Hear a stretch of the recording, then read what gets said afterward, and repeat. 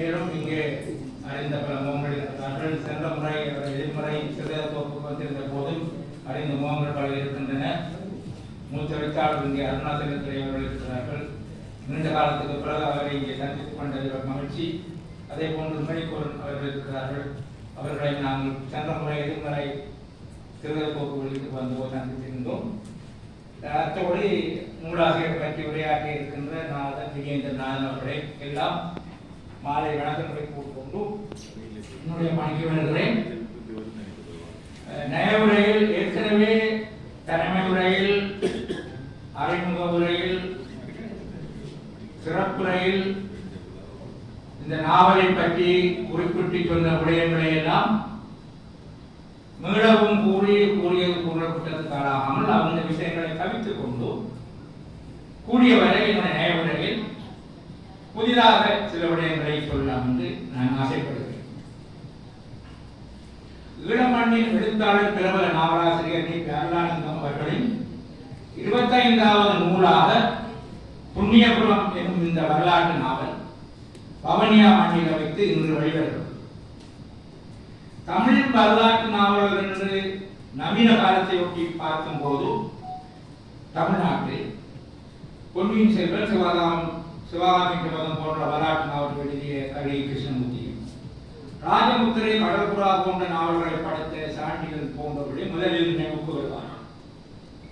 கலைஞர் கருணாநிதியும் ரோமாபுரி பாண்டியன் என்ற வரலாற்று நாவலை படைத்திருக்கிறார்.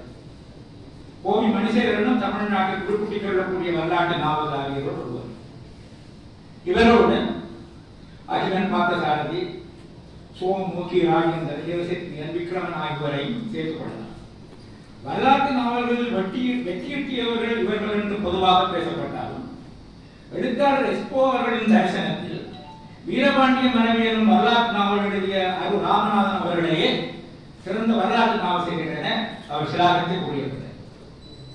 கிறிஸ்துவின் 2ஆம் நூற்றாண்டில் எழுதாக கருதப்படும் சிலப்பதிகாரம் தான் தமிழின் முதல் நாவல் என்ற எழுத்தாளர் அகிலனின் கூட்டோடு பொருத்தி பார்க்கிற போது தமிழின் முதல் வரலாற்று நாவல் சிலப்பதிகாரம் என்றே ஆகும்.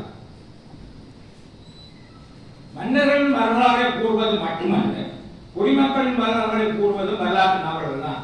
ஈழத்தை பொறுத்தவரை தமிழ்நாட்டில் ஒப்பிடுகையில் ஈழத்தில் வெளிவந்த சிறந்த வரலாற்று நாவல்களின் எண்ணிக்கை, வரலாற்று நாவலாசிரியர்களின் எண்ணிக்கை விரல்விட்டு என்னும் வகையில் அதுவும் 5 விரலுக்குள்ளேதான் அடங்கி வருகிறது. நாம்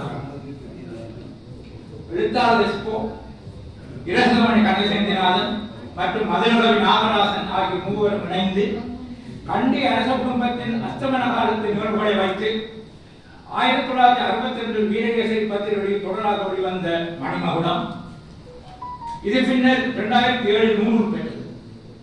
செஞ்சையாரியானின் முதல் நாவலான 1961 வெளிவந்த நந்திக்கடல், 75 வீரகேசரி பிரசமாக வெளிவந்த வாரான ராசகத்தின் பிரௌஞ்ச பறவைகள் மற்றும் சுதந்திர இலங்கையின் ஆரம்பகால அரசியல் நிகழ்வுகளை வைத்து எஸ்போ பின்னிய மாயினி போன்றவற்றை ஈழத்தில் வெளிவந்த வரலாற்று நாவலாக கொள்ளலாம். எஸ்போவின் மாயினி நாவலை வரலாற்று நாவலாக கொள்ளலாமா என்ற சர்ச்சையும் இருக்கிறது.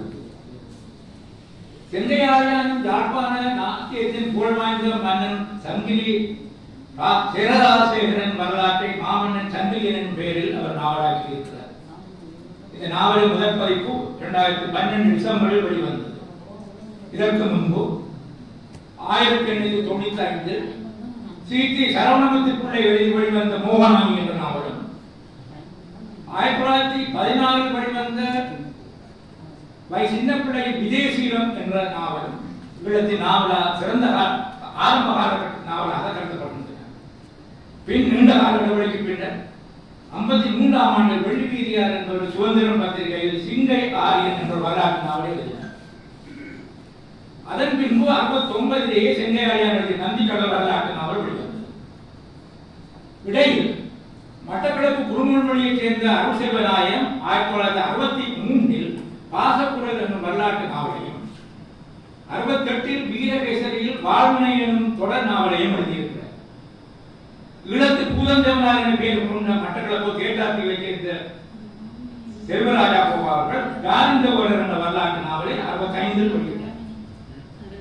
ஆனால் வானகாரகத்தின் ஞானரத்னம் அவர்கள் கிறிஸ்துவுக்கு முன் 2003ஆம் ஆண்டின் சூரத்தீசன் ஆட்சிக்கால பதிப்பகத்தில் அதை வைத்து படைத்தெடுத்த கிரௌஞ்ச பிறகுகளின் நாவல் 75 வெளிவரும் வரை ஈழத்து வரலாற்று நாவல் துறை புதிய வளர்ச்சியடைந்திருக்கவில்லை என்று கலாநிதி சுப்பிரமணியம் அவர்கள் தன்னுடைய ஈழத்து தமிழ்நாவல் இலக்கியம் என்ற நாவலிலே குறிப்பிட்டிருக்கிறார்.